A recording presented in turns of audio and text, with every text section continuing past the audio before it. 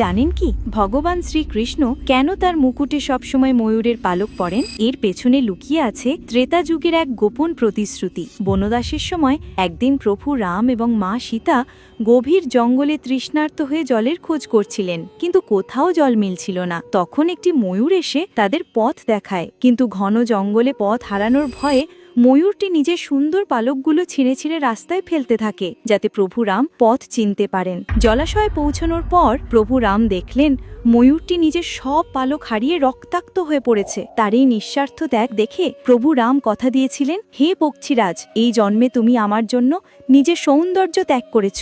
দাপর যুগে যখন আমি কৃষ্ণরূপে জন্মাবো, তখন তোমার এই পালক আমি গর্বের সাথে আমার মাথায় ধারণ করব। সেই প্রতিশ্রুতি রাখতেই ভগবান শ্রীকৃষ্ণ সবসময় তার মুকুটে ময়ূরের পালক পরেন। যদি সত্যিই শ্রীকৃষ্ণের ওপর বিশ্বাস থাকে, তাহলে ভিডিওটি লাইক ও সাবস্ক্রাইব করুন। কমেন্টে অবশ্যই লিখুন, জয় শ্রীকৃষ্ণ।